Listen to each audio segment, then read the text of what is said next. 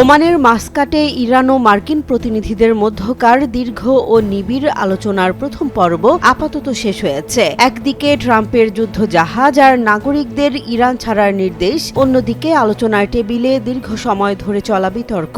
সব মিলিয়ে এক চরম নাটকীয় পরিস্থিতি পার করল বিশ্ব।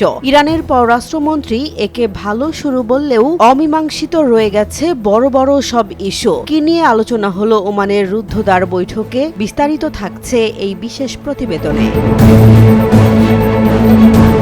ওমানের রাজধানী মাস্কাটে ডোনাল্ড ট্রাম্পের বিশেষ দূত স্টিভ উইটকফ এবং জামাতা জ্যারেড কুশনারের সঙ্গে কয়েক দফায় বৈঠকে বসেন ইরানের পররাষ্ট্রমন্ত্রী আব্বাস আরাকচি ও তার প্রতিনিধি দল।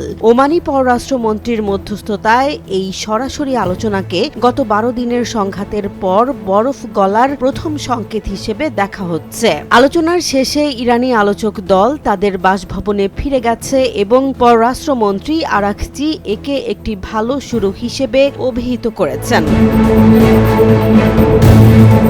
তবে এই আলোচনার আবহ মোটেও নমনীয় ছিল না। বৈঠকের ঠিক আগেই ইরানে অবস্থিত যুক্তরাষ্ট্রের ভার্চুয়াল দূতাবাস থেকে মার্কিন নাগরিকদের অবিলম্বে ইরান ত্যাগের নির্দেশ দেয়া হয়। প্রেসিডেন্ট ট্রাম্প ইরান সীমান্তে তার বিশাল নৌবহর ও আর্মাডা মোতায়েন করে স্পষ্ট বার্তা দিয়েছেন, যদি তেহরান নতুন কোনো চুক্তিতে সই না করে তবে সামরিক ব্যবস্থা নেয়ার বিকল্পও তার হাতে খোলা আছে।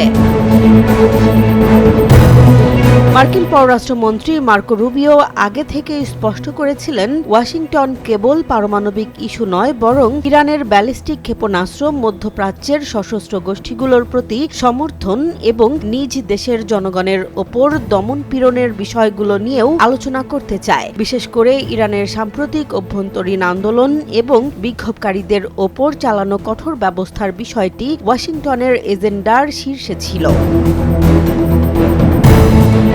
অন্যদিকে তেহরান তাদের অবস্থানে অনড়। ইরানি কর্মকর্তারা বারবার সাফ জানিয়ে দিয়েছেন, তাদের ব্যালিস্টিক ক্ষেপণাস্ত্র কর্মসূচি কোনোভাবেই আলোচনার বিষয় হবে না। পররাষ্ট্রমন্ত্রী আরাকচি আলোচনার টেবিলে ইরানের ইউরেনিয়াম সমৃদ্ধ করার অধিকারের স্বীকৃতি দাবি করেছেন।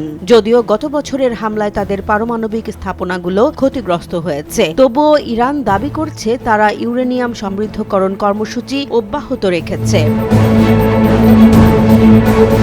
আলোচনার এই দীর্ঘ ও নিবিড় সেশনে উভয় পক্ষই তাদের নিজ নিজ অবস্থান এবং শর্তগুলো তুলে ধরেছে। চীনের মতো মিত্র দেশগুলো ইরানের পাশে দাঁড়িয়ে যুক্তরাষ্ট্রের একতরফা গুন্ডামির নিন্দা জানালেও ট্রাম্পের প্রেস সেক্রেটারি ক্যারোলিন লেভিট সাফ জানিয়ে দিয়েছেন, যুক্তরাষ্ট্র ইরানের শূন্য পারমাণবিক সক্ষমতা নিশ্চিত করতে চায়। বর্তমান এই উত্তেজনাকর পরিস্থিতিতে সামরিক সংহতি এড়াতে কূটনীতিই এখন একমাত্র সরু পথ। ওমান বৈঠকের প্রথম পর্ব শেষ হলেও অনিশ্চয়তা কাটেনি। বহু গুরুত্বপূর্ণ বিষয় এখনও অমীমাংসিত রয়ে গেছে, যা নিয়ে সামনের দিনগুলোতে আরও আলোচনার প্রয়োজন হতে পারে। ট্রাম্পের আর্মাডা কি শেষ পর্যন্ত ফিরে যাবে, নাকি আলোচনার ব্যর্থতা মধ্যপ্রাচ্যে নতুন কোনো যুদ্ধের দামামা বাজাবে, তা সময়ই বলে দেবে। জেসমিন জাহান, নিউজ ডেস্ক, জনবাণী।